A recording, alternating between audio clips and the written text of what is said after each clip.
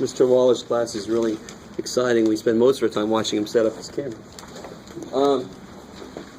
So before I get further in Chapter 3, is there any questions from Section 3.2 that we got into last time?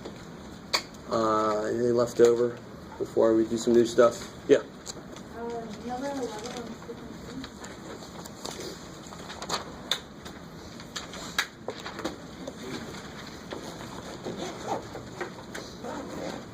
Okay. So on these, they want you to find the mean, the median. We talked about those two. What we still have to finish out are the mode and the mid-range. We haven't talked about those yet, right? And then they want you to tell them, is there a duration time that is unusual? So we have to talk about that a lot more, because in statistics, this is number 11.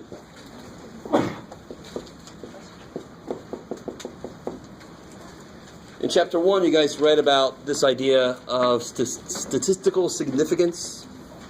So something can be statistically significantly different or improved. So when you test a new drug, and you think you have a new drug that's going to alleviate a headache brought on by doing stats homework quicker than any other drug would, you would hope that if you gave it to a group of people and you gave the old drug to a group of other people, that your time that it takes would be statistically significantly smaller than it would for the other group. Are you guys kind of with me? That idea of what is statistically significant actually kind of ties in with the idea of what's unusual. So if I thought I had a coin that somebody had weighted, so it came up heads more often than tails, how would you test that? How could you actually test it? I think somebody's cheating. Somebody rigged the Super Bowl, right? Broncos thought they were just there to watch. You have the best seats in the world. They're right there. He hit me. Look at that. No, sorry. Broncos fan, I'm sorry. But how would you test? Just think about it. How would you test it? Somebody has a coin. They think it's been weighted somehow so that it comes out heads more often. How would you test it? Flip it. Now, if it flips and it comes out heads, is that evidence that it's been weighted?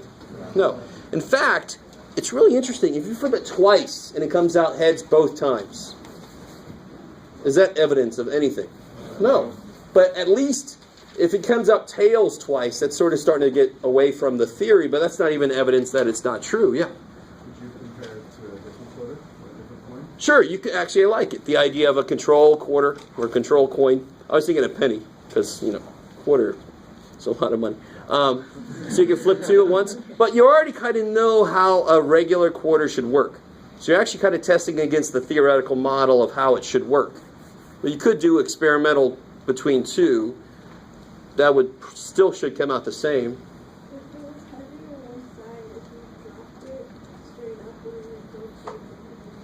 That's the whole idea. If it's weighted somehow to come out a certain way, then it should do that. So we're trying to figure out how to test it. So you're thinking more like in a physics class how to test it. I'm thinking purely from a statistical standpoint how to test it. Yeah. It was more like physics. Gotcha. Okay. Because we'll have situations where we have a drug and we can't, it's still physics and biology, but it's using statistical analysis to see if the drug really does work better. So I'm trying to use something that's very simple instead of, drugs. I don't want to use drugs, though. But if you flip a coin, this is really key. I want you to understand. If I get 10 heads in a row, how are we feeling about the claim? It's looking like that's weighted. It's looking like the claim is true, that it is a weighted coin. Is that enough evidence to show it? Not necessarily. Getting 10 heads in a row actually is more likely than you think. But it's really decent evidence. So I want you to realize, where the hell is the line? Is it 17 heads in a row is evidence? Is it 50 heads and one tail? Because remember, what was the claim? It comes out heads more often, right? So maybe it comes up tails sometimes, but it should come up heads more often. So part of this course later is going to be really defining what that boundary is. What's enough evidence and what's not enough evidence. Are you with me? And very often that's related to, did we just do something that's unusual? If you flip 50 heads in one tail, would you call that unusual? Yes. Hell yes. Is it impossible if that was a normal coin? No. It's definitely not impossible, but it's good evidence that something is freaky with that coin, right? It's more likely that the coin is freaky than I just happened to flip 50 heads in one tail. Are you with me? So this sounds a lot like, to me, it sounds a lot like what happens in a courtroom. You've got to show enough evidence to show that somebody's guilty. You're never 100% sure, but you're always within a reasonable doubt. Is where you got to go. You kind of with me? So statistics works the same way. It's not 100% ironclad. That's why I love statistics. It's the most honest branch of mathematics. It says, shit, I don't know, but it looks like this. I don't know. And so people kind of dismiss it because of that, but life, you can't know for sure. You can only get a feel for things, and that stat says right off the bat, hey, this is what I think. I'm not saying to put all your money in the horse. This is what I think. Okay. So coming back to the question, I went way off on a tangent. If you have the book open there, which value would you say is unusual?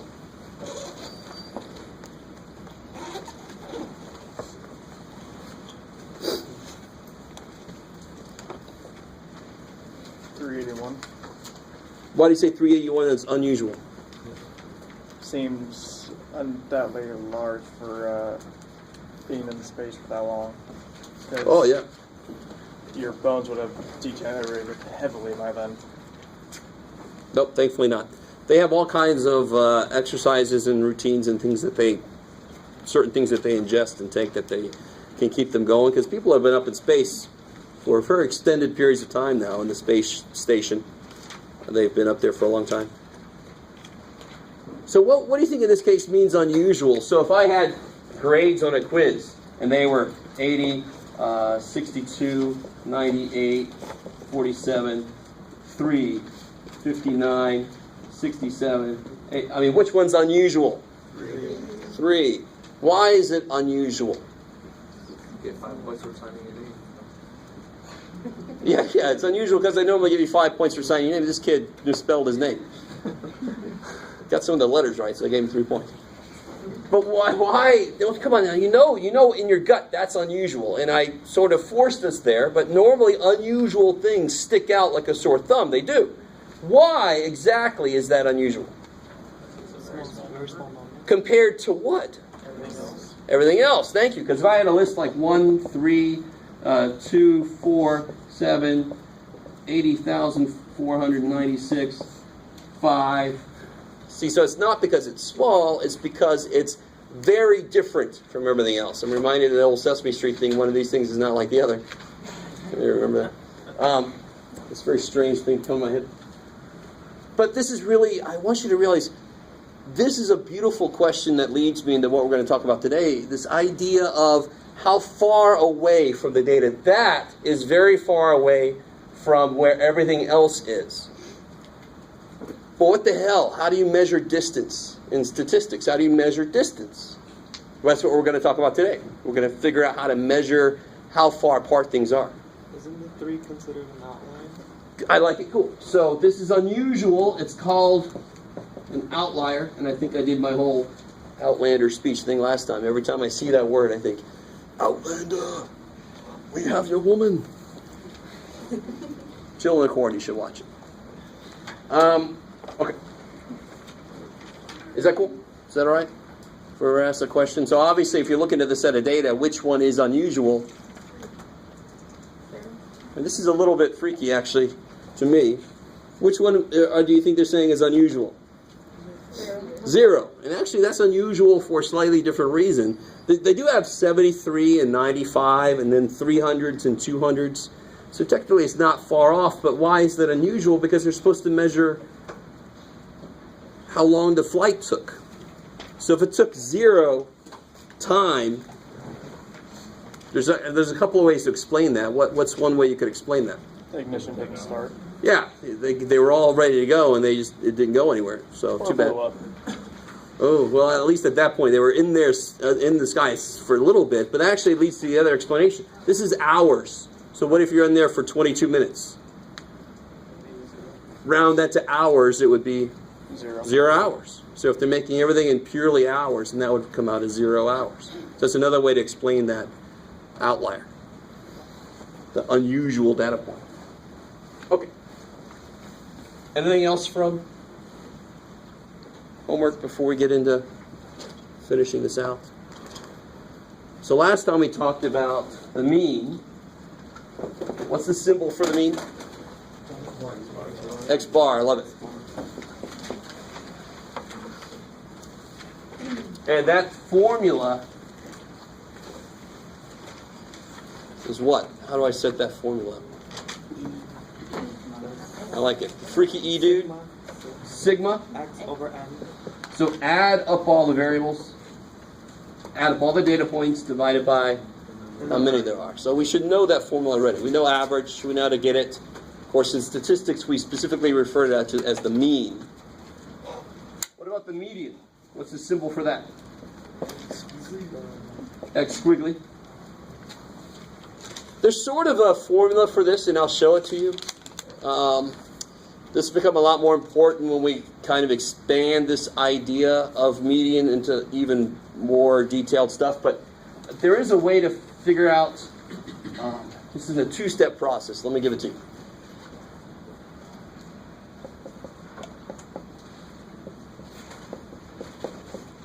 So if I had 87 data points, and of course for the median to make sense, what must be true about my list of data? It's got to be in order. So I got 87 data points. They're in order, and now I want to know where the median is. I really don't want to go step in, step in, step in, step in. No, I don't want to do that. So there's a nice way to find it very quickly. Step 1 is where is the answer, and step 2 is go get the answer. So step 1 would be, they use the letter D for like depth. How deep do you have to go into the list? Does that make sense? And of course, what makes sense here? To get to the median, about how far into the list should you go? Halfway. 50%, halfway. So it does make sense that you divide by 2. But what you divide by 2 is n plus 1. So for example, if I had 5 data points, 1, 2, 3, 4, 5, which data point is the median if they're in order? The third one. Right? 5 divided by 2 is not 3. 5 plus 1 divided by 2 is 3. Now if I have 4 data points, where's the median? 2.5. I love it. It's in between the second and third, which we officially would call the 2.5 number. Oh, you guys didn't like that? Oh, sorry. I get a kick out of that. So here, if I had 4 plus 1 is 5 divided by 2, it'd be the 2.5 number, which means the second and third averaged. Are you with me? So if I had 87 data points, of course, step 2 is go get the answer. If I had 87 data points, how far in do I have to go? 88. 44. So 44. So the second step would be whatever the 44th number is, that's the answer, right? So far, so good? If I had 112 data points, so this would be the 44th number is the answer. If I had 112 data points, how far in do I have to go? I like it, right? 56 and a half. And what does that really mean? 56 and 57. Average 56th and 57th. I love it. How are we doing so far? Is that cool? So really only if I have a small set of data, if I have 5 data points, screw that formula. I'm not going to use the formula. I just look at it and see, there it is. But if I have 112 data points, yeah, I'm going to use that formula so I can get quick where it is. So this will be average the 56th and 57th. Okay, how are we doing so far? So we talked about mean, we talked about median. Those are both what statistics look at as averages. I use a median normally when what's true? Instead of a mean, when would I use a median? When would that be more fair? When what's true in my data set? Outliers. I like it, right? So the median kind of cuts those off because it really is only concerned about the true middle. What numbers in the middle. It doesn't get affected by the $6 million house.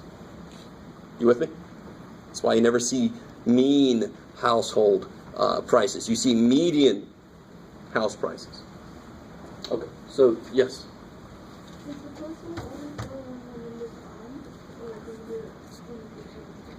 Is the, sorry? It's always. Always. Because 5 data points plus 1 is 6 divided by 2 is 3. That's the middle. 4 plus 1 divided by 2 is 2.5. That's still the middle. So it works no matter what. Cool. Yeah. So an outlier makes the mean value larger? Yeah, if you have an outlier that's bigger than the rest, an unusual number that's bigger, it's going to make the mean larger, and it's not really going to represent the middle the same way. If you have a number that's very small compared to the rest of them, it's going to take the mean that way. So it's going to tend to pull the mean in the direction of wherever that outlier is. The median doesn't give a crap about the outliers. It just says, okay, let me count to where the middle is. So it's not affected by those. How are we doing? Okay. You guys don't react too much. I don't want to play any poker with you because I don't have a poker face at all. Right? I know the statistics, but I'm like, oh, wouldn't be well. Wouldn't go well. Okay, so those are the first two. The next two measures of center are, and these are the last two, thankfully, mode and mid-range. And these are the two easiest little dudes to think about. Mode is the number that occurs the most. That's kind of nice.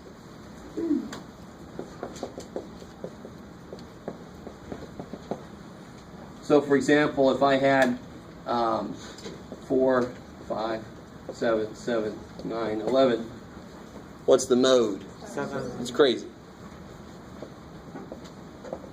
What if I had 4, 5, 7, 9?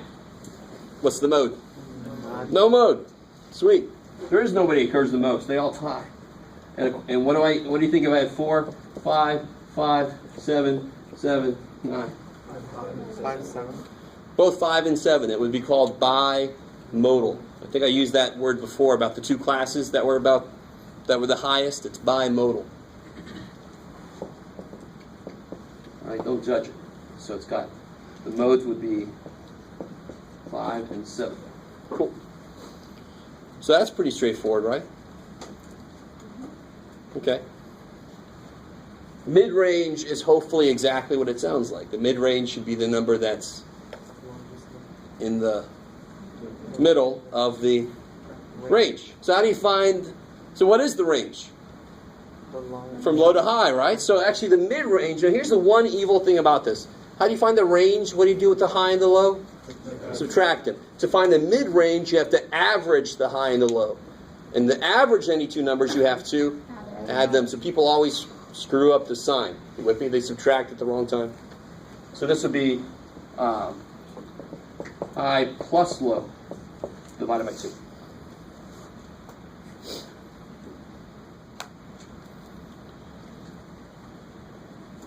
So these are 4 different ways to get an idea of what the center of data is.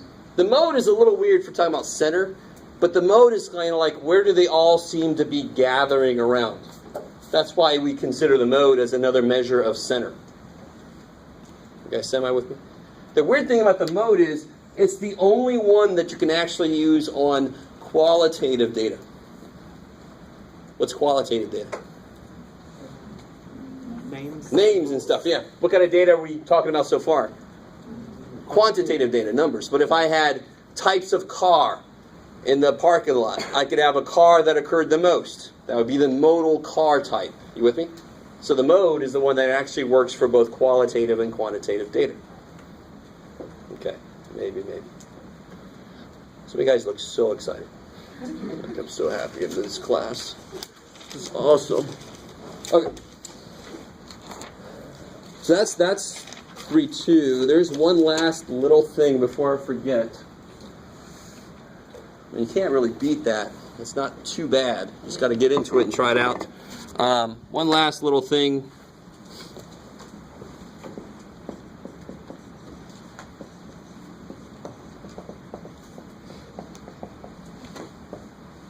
So you have a now this specifically is kind of roughly what? Normal. I love it. It's the bell curve. Now we're going to call it normal curve. You know, it's a normal curve, normal distribution. This is normal. More importantly, this is symmetric.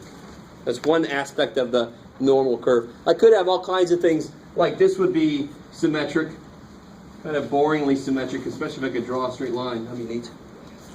Right? This is symmetric. That's symmetric. But I think you guys are with me. It's symmetric. You can draw a line and it kind of folds on itself. The whole idea of symmetry. So that's not skewed. Here's two that are skewed. Definitely. And incredibly enough, this one's going to be like that. This one is skewed to the Right, left, right, right. right. So amazingly enough, this one's skewed left. And this is on page 92 at the bottom. So tell me, in this picture, where's the mode? Where's the mode on that picture? Yeah, it's like right here, isn't it? Think about this as just a series of very tiny rectangles that represent how many. So this is like age, and I just happen to have a bunch of younger people there or something. You with me? Ages at a Disney on Ice. I don't know. Are you guys with me? So that height, just like on the rectangles on the histogram, represents how many there are there. So I can look at this distribution and say, like here's the mode. Where's the median here? Still in the same place, isn't it? That's the number that would be right in the middle. And where's the mean? Same place. So this is the mode, the median, and the mean all together. Here, this is the mode, but the mean and the median are going to be somewhere over there.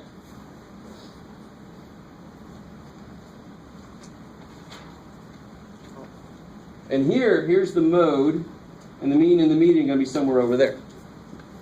Because the values down here, of course, pull the mean down a little bit. Yes, sir? So the mode is always the highest point? And the mode is always the highest point. Exactly. I like it. So when you draw a histogram, and if you have two that are kind of the highest, then it's bimodal distribution. Yeah, cool. How are we doing so far? It's not too evil yet. Right. Okay, we're getting there. Okay, that's all on the bottom of page 92. But what I really want to focus on today is our first most important idea. And that's this idea here.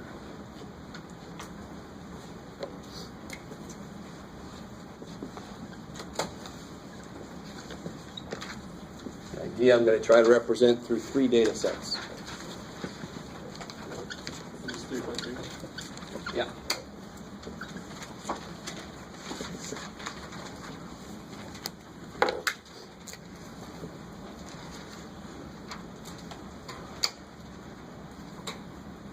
Oh, it's right.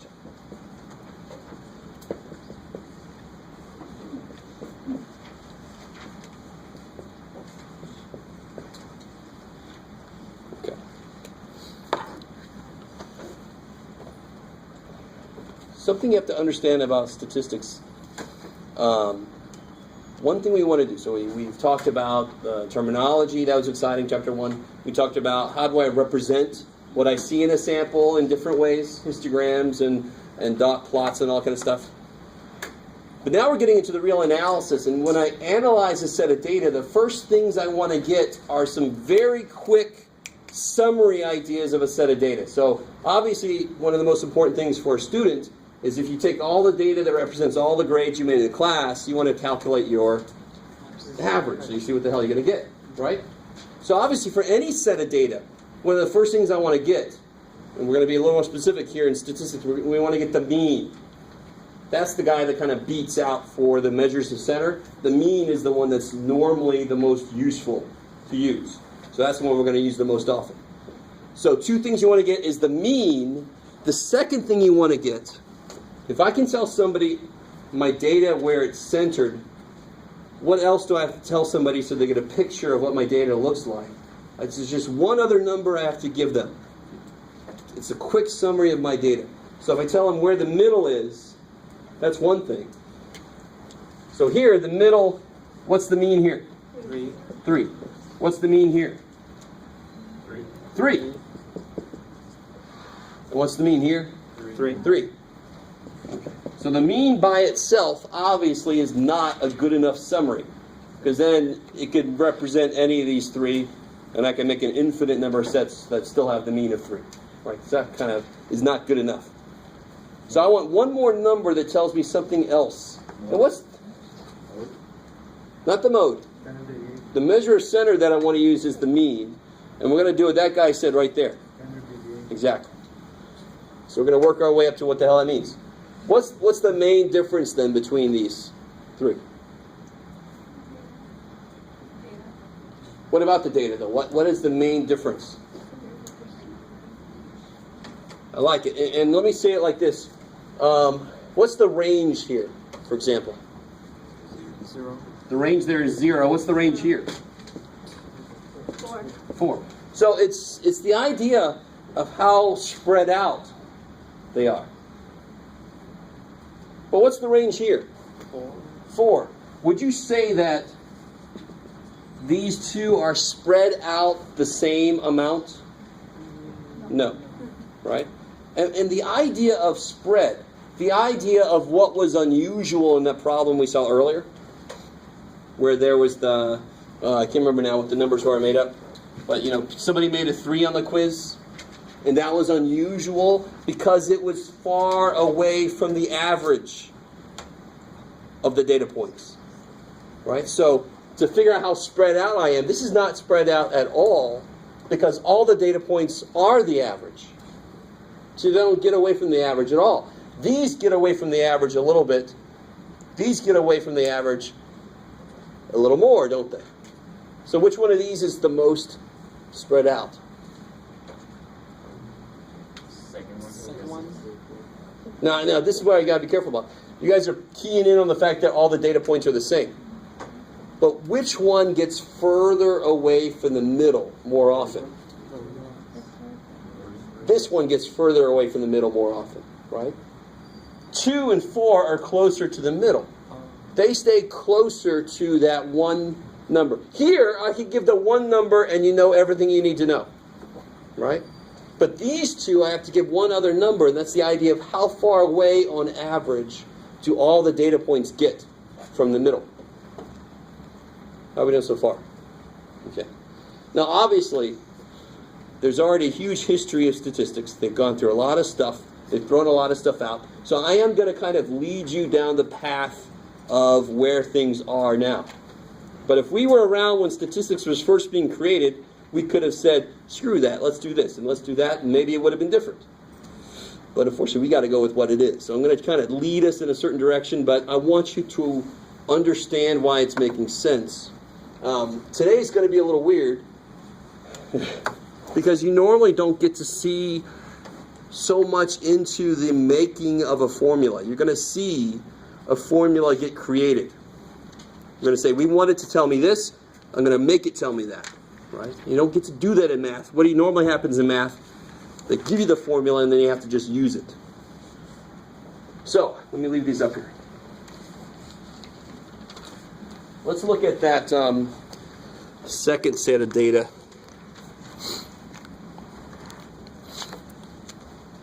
Here. Let me write a little bit different.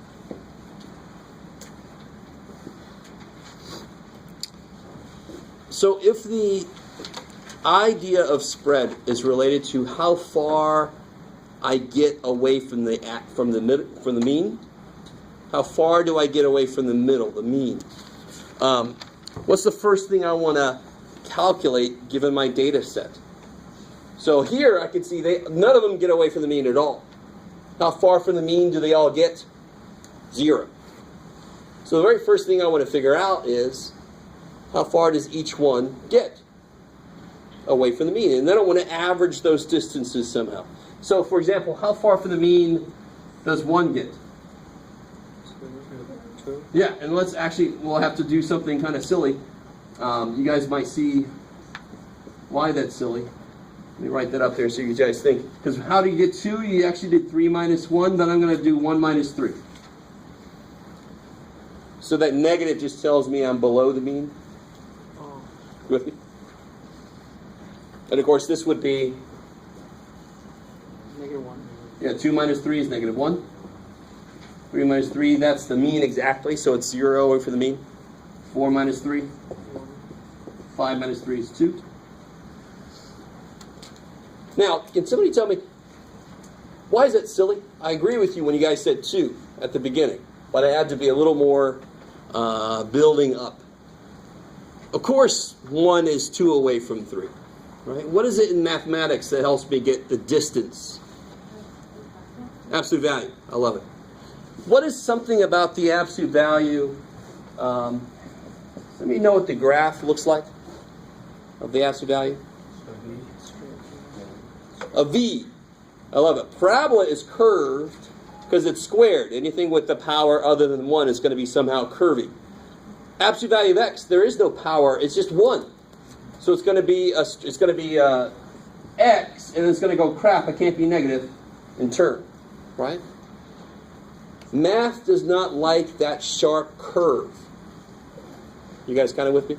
Math doesn't like it, and in fact, I wouldn't like it either if I'm in a car and suddenly my car goes, eh. That would hurt, right? Poof. Not good. So I'm desperately trying to give you an overview of why we actually don't use the absolute value. I want something that's going to be nicer, and actually I kind of just gave it away. What's another way I can strip the negatives off of those things, but not with absolute values? Square it. I love it. So if I square all these, then if I square all those, what am I going to have to do at the end? Square root them, just to get the square out of there. You with me? So we're going to square right now just to kill the negatives. And then at the end, I'm going to have to square root to get it back to non-squared. Because look at this. What happens if I add these up? And actually, let me do this. 0. I love it. And how would I write that in symbols, what you're telling me? That's 0? And don't tell me you'd write a circle. No, not 0, but how would you write what you just said? Add those up. How would you write? What's the symbol for add? The sigma, the E. Right? So you add these up. So the sum of these, what's called deviations, for any set of data is going to be 0. Does that make sense? Because the mean is right in the middle of the data value-wise. So you're always going to have the same amount of negative as you do positive. It's always going to come out 0. So I know I don't want to use that. Don't want to use absolute value because it makes my graphs all freaky and have this kink in it. Bam! We don't like that. So I square it instead to kill the negatives. And then what do we get here? 4. 1, 0, 1, 4. I like it. Cool. How are we doing so far? So I want to keep reminding us what we're doing. What was the idea of spread? What was the idea of spread? I want to look at all my data points and see how far they get from the mean on average. If I can see the average distance from the mean to a data point, that's a really good number to tell me how spread out the data is. Okay. So on average, if they get 0.1 away from the mean, that's a really tight set of data. They don't get very far from the mean, right? But if I tell you the average distance from the mean is 128, well then that's really spread out. They get pretty far away from the mean. So it's really cool. It's one number that gives me a quick visual of what the hell's going on. Okay, maybe. So if I have a list of numbers, how do I find the average? Add them up and divide by how many there are, right? So here, if I add them up, the sum of my squares, I get what? 10. And then,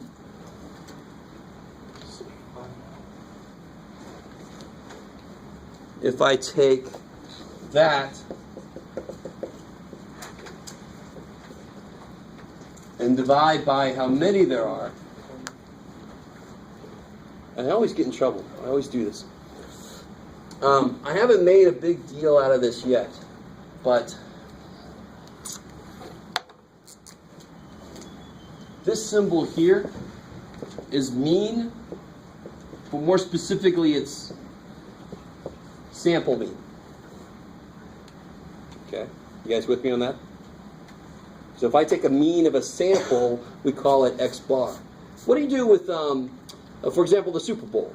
If it's Super Bowl 40, they don't just say Super Bowl 40, they say Super Bowl, XL, right? They use Roman numerals to make it seem more official and more amazing. So here, for population stuff, so if I wanted the population mean, I wouldn't use X bar, I'd actually use a Greek symbol to make it more like it's population. It should be more special. So we actually use the letter mu. So call it like French cow, what it would sound like. It's the letter mu. It's a U with an extra leg on it.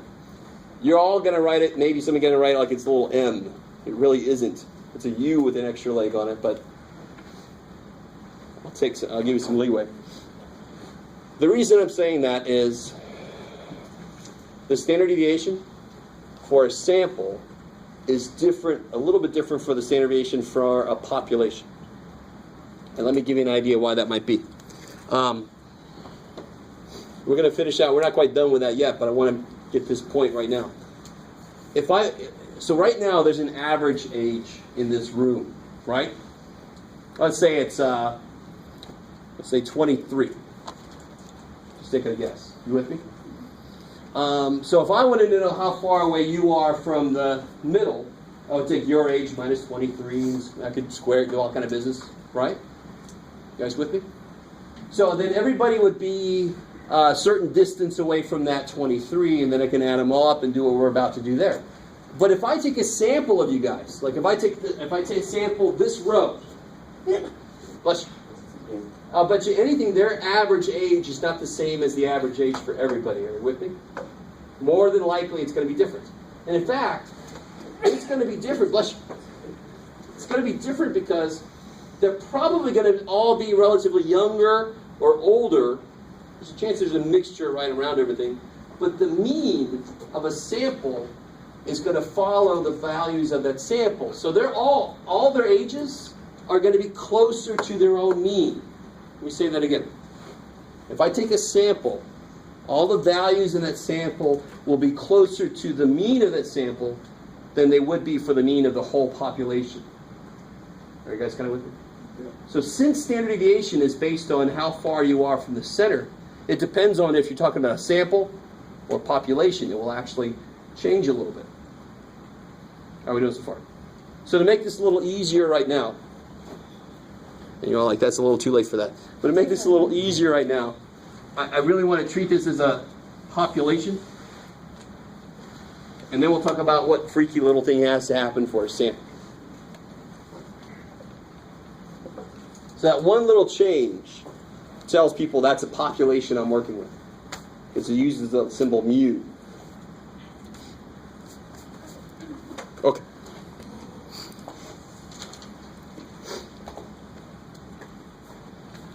So the symbol we give to this, and again, I completely understand. that statistics is so concept heavy. And it's really kind of difficult to kind of follow. But I desperately want you guys to really get this. All I'm doing here, it looks really complicated, but all I'm doing is, this is a measure of how far the data points are from the mean. So I know exactly how far each one is. It's squared just to kill the negatives. I'll square root at the end, no big deal. But it gives me an idea how far they all are away. So if I add them up and divide by how many there are, that's going to be an average distance from the mean. And that's what we were just saying. That's a beautiful one number kick-ass that'll tell me how spread out it is. Sweet. Okay, so what the symbol we give this, and I told you this is coming. Here's capital sigma, and we use lowercase sigma. And why has it got a little squared symbol on it?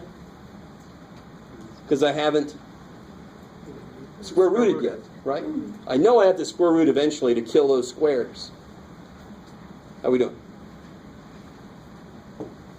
Yes, sir. So would be, this formula would be simplified to the square root of the summation squared over n. So the next step would be the square root of all that.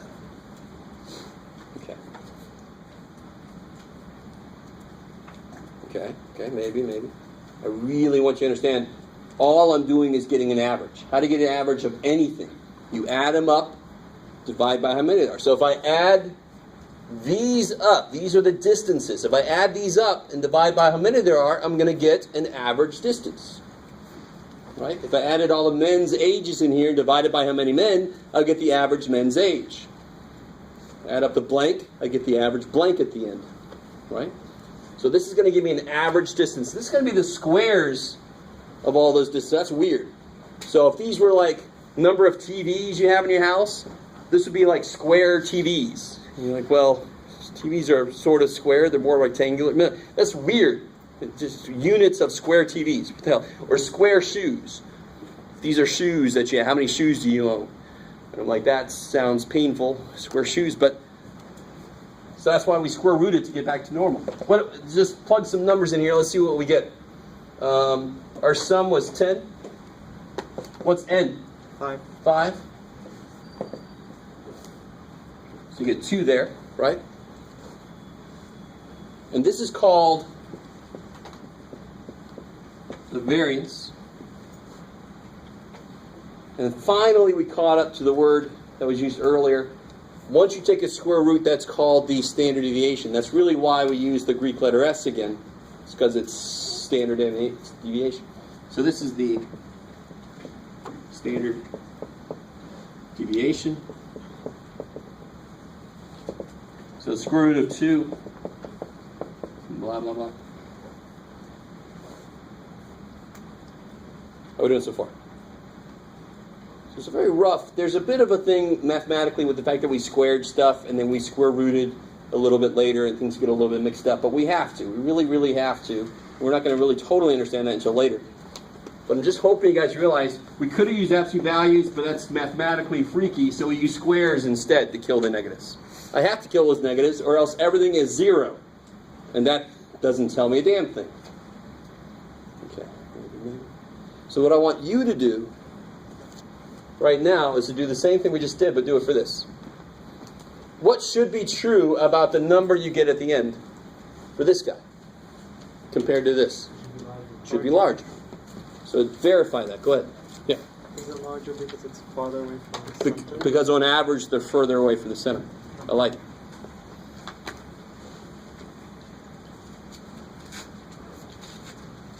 So go ahead and do that same thing, but use these numbers. And you'll notice that shouldn't be a lot of work. There's only a couple things that really change.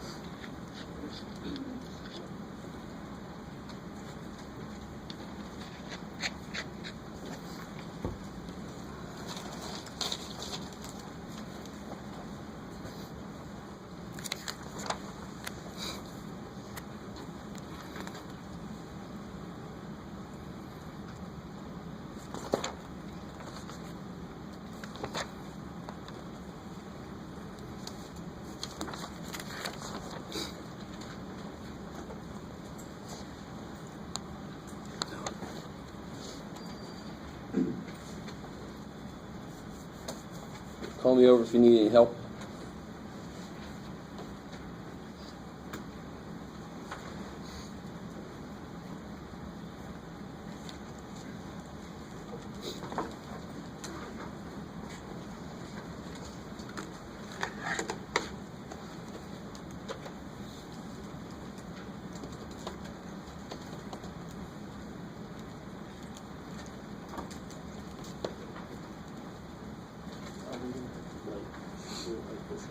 Oh, yeah.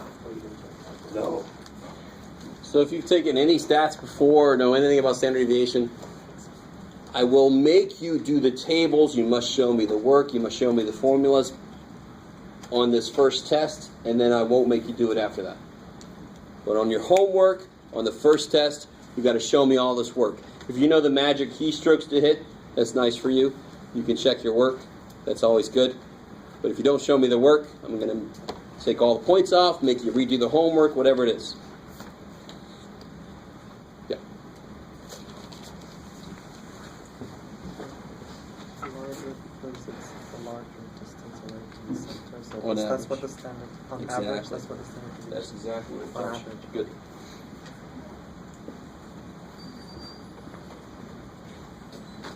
You good? That's this one. Yep, good. Okay.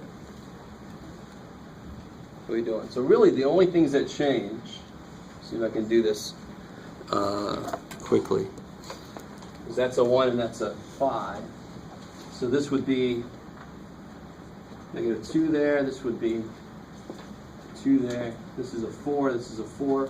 So now this, are you guys all with me? I mean, that's, Yes. only those two numbers changed. When you add those up, of course, now you get 16. So over here, this would be 16, 3.2. 3.2. Square root of 3.2 is 1.789. 1.789. If you round up. I like it. So let me say this right now. You ready? This is very important. Standard deviation, you always round to at least 3 places. Let me be even more specific. Let me see if I can make this make sense. Round to at least 3 places after. Like the earlier one was 1.414. At least 3 places, if not more, if you want to. Less is bad. Because you use that number in all these other formulas, and if you round too much, everything else is going to be thrown off. It's like being in a boat and being 1 degree off course. An hour later, you're sorry, you can't see where the hell you're supposed to be. Okay, how we feel so far? Let me give you a couple of non-mathematical examples. This might be kind of good. Let's say you're trying to figure out what teacher to take. And do you guys know, I'm not going to tell you where this is. Do you guys know that there's a website you can go to that can tell you the grade distributions of teachers? If you didn't know, now you know it exists. I'm just not going to tell you where it is. It's public domain knowledge. You have to pay for it, thank God. But you can go out there and find yourself the teacher that never gives below a B and take them and not learn shit, right? I always hate that. We have teachers here that won't teach you anything, but you'll get an A, and then you'll die in my class, and you'll blame me. That's always good. Let's say you want to take a teacher. You're trying to figure out. Yeah, I'm not bitter about that. You're trying to figure out between 2 teachers who to take, and they both. Everything is basically equal, right? The personalities, everything. They both give an average of a C. But this teacher gives a range from A to F. And this one gives a range from B to D, right? And I don't know if you've had this kind of teacher yet, but you might. The teacher that never gives out an A, like nobody's good enough. If God enrolled in the course, they get an A minus, right? And then and they don't fail anybody. And then you got the guy who just gives everything, and that's me. I just whatever the hell you get, you get. So, is there a situation where you would take one or the other one? Is it good information to know? If you only knew that they both gave an average of a C, then you just kind of flip a coin and go for it, right? Check that it's not weighted all the time. But is there a situation where you'd rather take the B through D? Yeah. And is there a situation where you'd rather take the A through F? Yeah. So what situation would the B through D be? DRC. Say again? If you know what? So you know you get C. You need to pass it one certain class. Yeah, let's say we're in university. I know here at Grossmont, C's are where we don't want to get D's. But at university, if you get a D, that's still passing, right? So say you know you're going to suck in this class. You want to take the person that really never fails anybody, right? But if you know you're going to kick this class's ass, do you want to take the person that never gives an A? Hell no. So it's good to know the spread, right? So there's a very non-mathematical example of how spread is useful. Here's something that's a little closer to math. Let's say you needed a certain part. You're trying to construct this machine, and you need a little screw that's going to be really close to about a millimeter, right, in length. It's got to be a millimeter. If it's a lot more, it's going to freak out. If it's a lot less, it's going to fall out. No good. You with me? So when you go to the machine shops and you say, "Can you make that for me?" and they say, "Yeah, we can make it." We're normally off by about 0.1 millimeters. You know, and the other place says, "No, we're normally off by about 0.6 millimeters." All right, so it's obvious which one you're going to go with. The one that's 0.1. And they know that by analyzing parts they make, and they can see the variation in their part lengths. Right? So it's still not quite the same thing as standard deviation. That's a little more precise. This one is kind of a feel for how much they normally are off by. How do we feel so far? I mean, now here's something a lot more mathematical. Here's what we're really doing, and this is more conceptual. The standard deviation is like the marks on a ruler.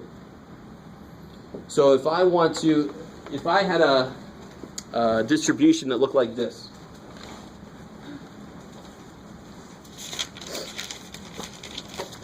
If I had a distribution that looks like this versus one that looks like this, which one has a bigger standard deviation?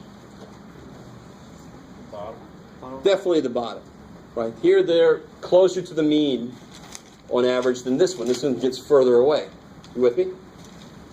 So what I think of as the standard deviation, so here the standard deviation might be like that big.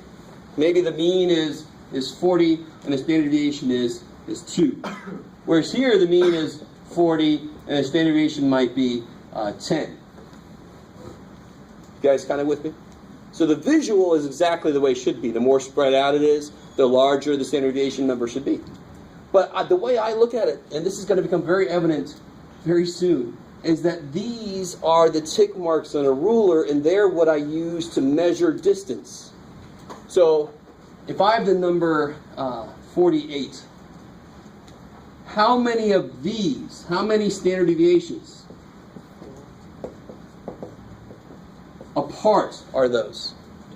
4. They're 4 standard deviations apart. So it's exactly like saying how many inches apart. So if you're measuring the difference in stapler lengths, a stapler, right? You're going to use inches. You're not going to use miles, right? You're not stupid, right? But if you're measuring how far apart towns are you going to use inches? Probably not, right? You're going to use miles. So the standard deviation is relative to the size. So this would be like things that are very close together. You're talking about how far away are you from me right now? So I'm going to use feet or maybe even inches. But if I'm talking about how far away am I from Las Vegas right now at any given moment, then I want to use something larger to move around. So how many? So if I have the number, what you got, Jeff? So up here, 8 was 4 standard deviations away. If I had the 80 here, how many standard deviations away is that? 4. It's also 4 standard deviations away. So this number and this number, they are both 4 steps away from their means. Yeah. Some they move at the same rate. I like it. So it's kind of like the same rate relative to how long it is, how wide it is to get through. Yeah. How are we feeling so far? It's a little freaky. It takes a little getting used to. But that's what standard deviation is good for. Let me see if I'm getting ahead of myself if I do this. No, actually, yeah, this is perfect. All right, so here's the last thing, last 2 things we'll introduce. and then maybe I'll get into that. We'll see.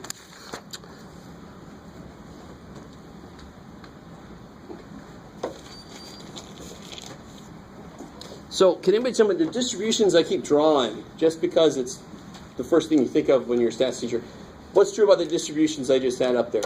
What kind of distributions were they? Normal. Right? And that word distribution makes you sound like you're drunk, I know. Distribution. But if I had a distribution, let's say, I don't know, I always use the same one, like that, right? Let's say this is ages in Florida. All right, so take a sample of people in Florida, and of course in Florida you're going to have a lot of retirees, so that's up here, and you're going to have a lot of younger people, that's down there, right? And nobody in the middle necessarily. I said the average is like 40. How are we doing so far? So here's the next kind of level of the first kind of level of how to use standard deviation. If I go one standard deviation out, let's say a standard deviation is, let's say 10 is fine. So if I go one standard deviation out, so what age is that? 50? 30. 30, I like it. So based on my sample I took in Florida, how many people are within one standard deviation of the mean? Did I catch anybody? I didn't catch anybody, right? So 0 people, 0% of the people are in there. So this is an idea of what standard deviation, how it can be used. And if I have any distribution at all, and just to let you know, I've done a lot of talking today.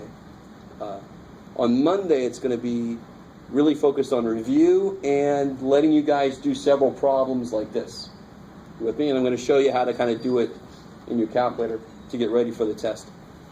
Today, just let me talk. So there's a guy, his name is Chevy Chev. I always call him Chubby Dude just because it sounds like Chubby Dude.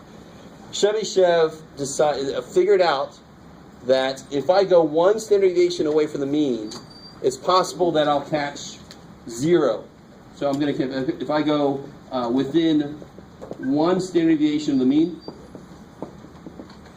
there could be at least 0% of the data. Now that's really, going out on a limb. You're going to catch at least nothing. Thanks, Chevy Chev. That's useful. But the really cool thing is, I'm not going to get into all the mathematics of why this is true, but if I go out one more standard deviation, and where would that be? What ages? 60? 20. 20. I like it. So between 20 and 60 years old. Now for my picture, I catch some people. But in theory, no matter, now this is really where it's really kind of cool.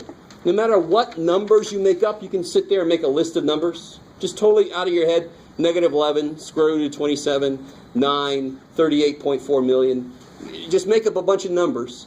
They have to follow these rules. If you calculate the mean and the standard deviation, you go one standard deviation out for the mean, you could catch nothing. But if you go 2 standard deviations out, you got to catch at least 75%. Now some of you guys are like, I really have no idea what you're talking about, Jeff, with the freak. But I desperately want you to realize, you just make up any list of, I don't care, you just make up any list of numbers you want to. You calculate a mean, you calculate a standard deviation. And then you go one step up and one step down from the mean, you might not catch anything. But no matter what your numbers look like, no matter what numbers you picked, I don't care. How many numbers you picked, I don't care. The minute you go out one more standard deviation, you're going to catch at least 3/4 of your data, no matter what. That's kind of cool, and hopefully, right now it might be only cool to me. I understand. But that's kind of weird. And so, if I were God and I could reach down and make these people older and these people younger, Like I'm trying to escape them, like Chevy Chef. Stop playing around with all this shit down there. I'm going to make these people, you can't catch them now. If I do that, what changes? Standard deviation gets bigger, so it can't escape. And that's the key thing with what Chevy Chef worked with. Now, of course, there's a lot of math behind this that we really can't get into because it's a little bit up there. But the idea is pretty simple. You can't escape. If standard deviation gets a little bigger, it'll catch you. And then if you go out one more step, within 3 standard deviations, there's at least 89% of the data. And that's Chevy Chef's theorem. Okay. I like that. So I like that reaction line. Okay. Sure. But that's, I want to show you really quickly how that's useful. Let's say SAT scores at some university. There's an average of, what you got, Jeff? What are they nowadays? They changed them and all that kind of crap. I don't care. Some test scores. I have an average of 890 and a standard deviation of, what you got, Jeff? 105. Whatever.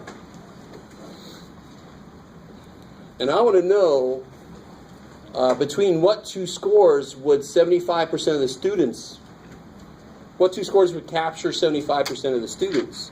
I could use this rule here. I could say, all right, what you can always do is put the mean right in the middle. 75%, how far do you have to go out? 2. So if I go 1 step up, that would be what?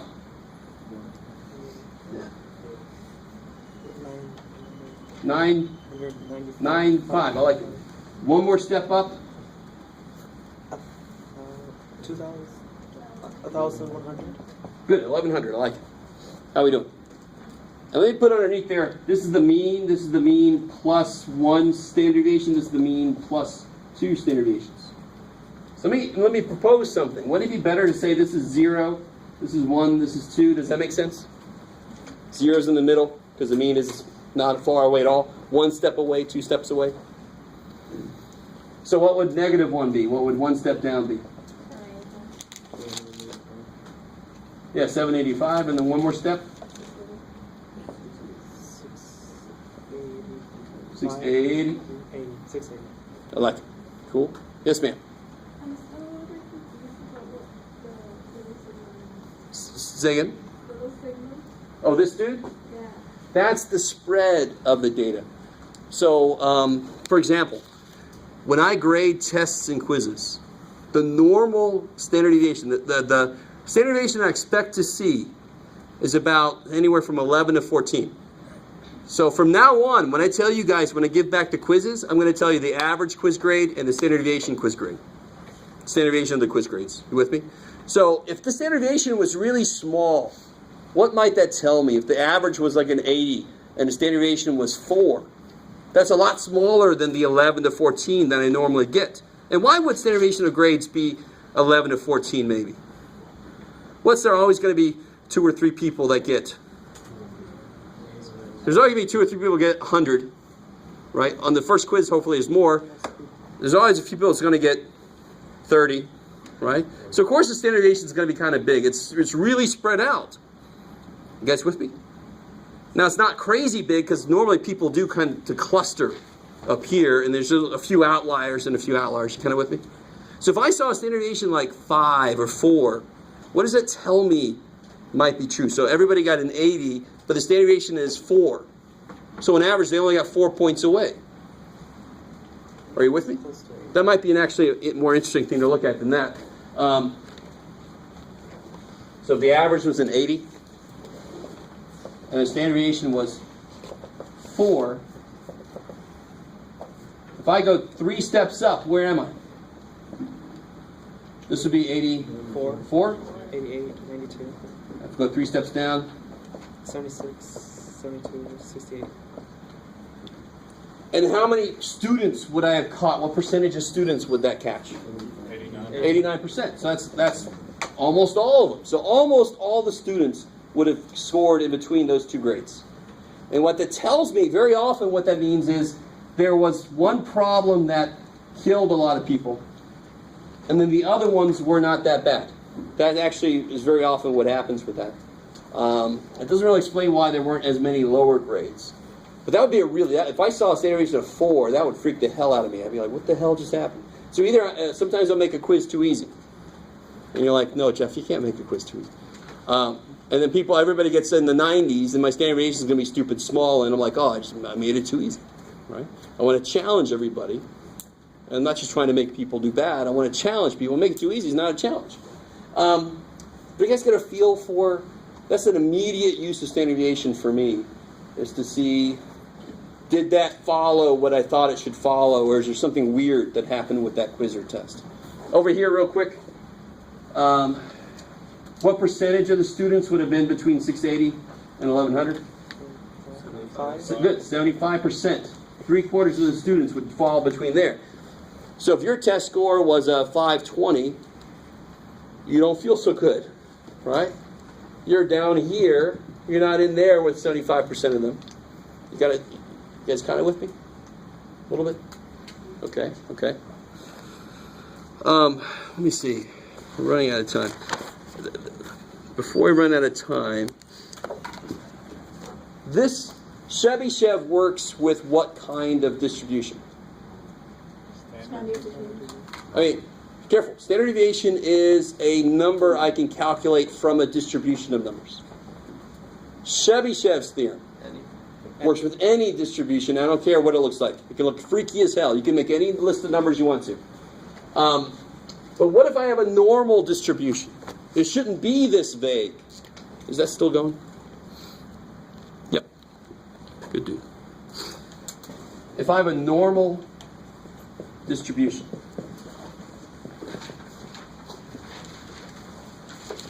they're going to follow something called the empirical rule. Yeah.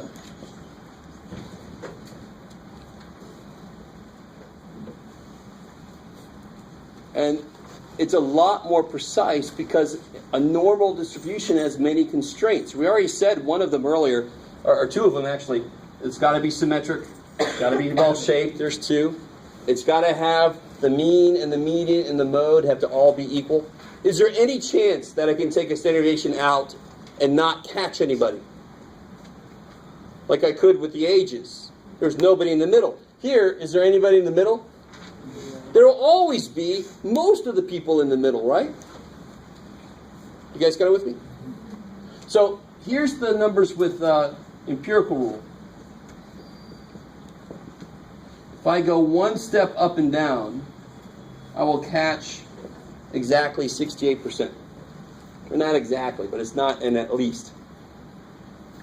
Right, so it's right at 68%. If I go two steps up and down, I'll catch 95%. And if I go three steps up and down, I'll catch 99.7%. So for example, things that are normally distributed, can somebody tell me, I think I gave a list of these, give me an example of something that would be normally distributed that's out in the world. Can anybody do that for me? What would you expect to have just a few people down there, a few people up there, most people in the middle? Grades, or roughly height, definitely. If I took like a sample of 120 men from Grossmont and I graphed their heights, I almost would bet you money that it would come out normally distributed. Right? It would be weird if it didn't. If they all happen to be really tall, that's weird. What's going on there? So I actually know that the average men's height is 69 inches, and the standard deviation is, I always forget it's 2.5 or 2.8. We'll say 2.5 just to make it easy. So if I wanted to know how to make a door so that only 5% of men would have to duck to get through the door, are you guys kind of with me? I mean, that sounds like a good, or to make an airplane seat where only 3% of people would have to buy another seat. I want to make them wide enough. Right? And unfortunately in America, we've had to make them wider over time. You guys kind of with me? right? So these are good, these are practical problems that we want to use this for. Can somebody come back? If I wanted 5% of men to have to duck down through a door, that's a pretty damn tall door. I don't think. But if I wanted to make a door so that 5% of men have to duck, where are those 5% of the men on this picture? Where are they at? Outside. They're up here, right? With me? And actually, let me make it a little bit easier for us right now. I want 2.5%. Let's make it even smaller. 2.5% of men to have to duck. So right here, if this is 95%, how much is outside? 5%. And how much is on one side? 2.5. So right there, if I made my door this tall, whatever 2 steps away is, if I made my door that tall, only 2.5% of men would have to duck. So how tall is that? Well, the mean is 69 inches, and I want to go 2 steps up. And how big is each step? 2.5. So I do 69 plus 5. I make my door 74 inches tall. I'm golden. Right? You guys follow a little bit? That's the immediate power of standard deviation coupled with this empirical rule. It's immediate, and you see the applications everywhere you go, all the damn time. They want to make sure that they get few complaints from people. All right. So let me give you this before you, I think I've already had a few people leave. But here's the practice test. So on Monday, I'll have your quizzes graded. You can start making corrections. I'm going to have a little handout for you guys to work on that's going to be practicing standard deviation. And then we'll just go ahead and do like a major, like a review of chapter 1 through 3.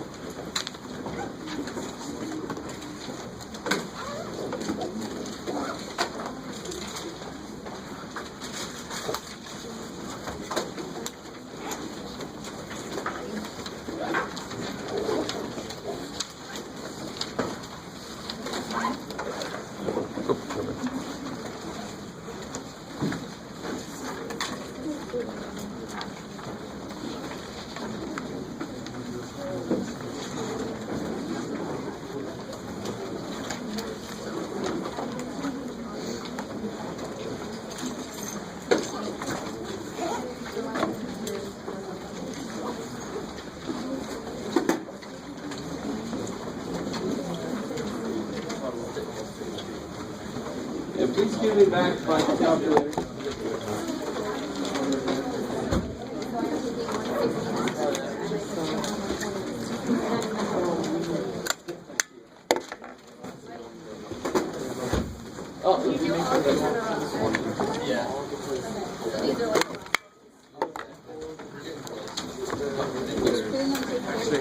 Question.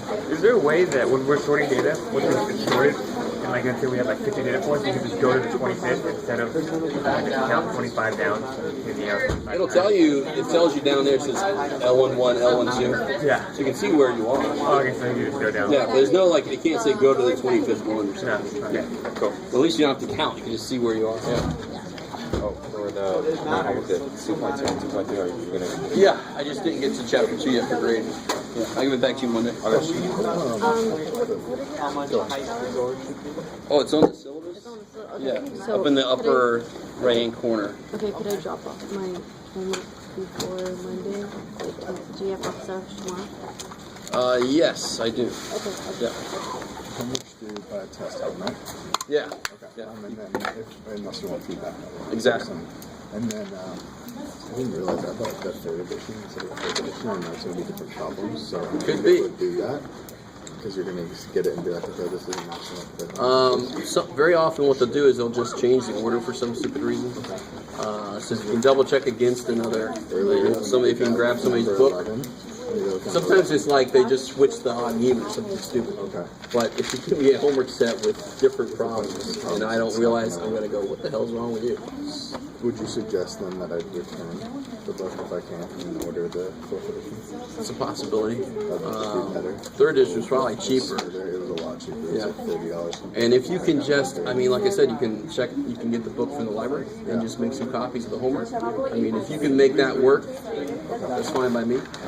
Because sometimes they'll rearrange chapters and stuff, but I don't think they did too much of When you that. did number 11 earlier, I looked at it and it was totally a different problem. So I was like, oh, and then I checked Grading some that of would this, be- And I was like, okay, I think this is a problem Yeah. going forward. So either way, if you want to get Or I the, can keep this and just buy the Math Excel. you can do that too. Yep. Are those going to be the same as they would be for the 4th edition? Same like Same 1 kind. through 26, like only readings or whatever for like 1 cent. And when I can, sometimes they're missing some online for some reason, but I try to make it match. Online's almost the same as what it would Same be on exact paper. kind of problems. Yeah. Okay. Same amount of problems. Yeah. Okay. Yeah. Cool. I just have chapter 1 and the first one is chapter 2. Is that fine? Yeah, it's Or fine. does it just have to be all together?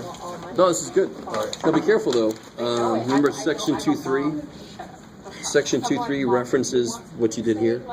Oh, does it? Yeah. So you won't be able to 2.3 without your, like the work you did here. You're going to make a histogram out of it in 2.3. So you might as well hold on to that. Alright, for sure. Sure. Alright, thanks. Mr. Miller, is section 3.3 the last section? We should read on the test? That's right. Yeah. I have a question about that. Like, we have to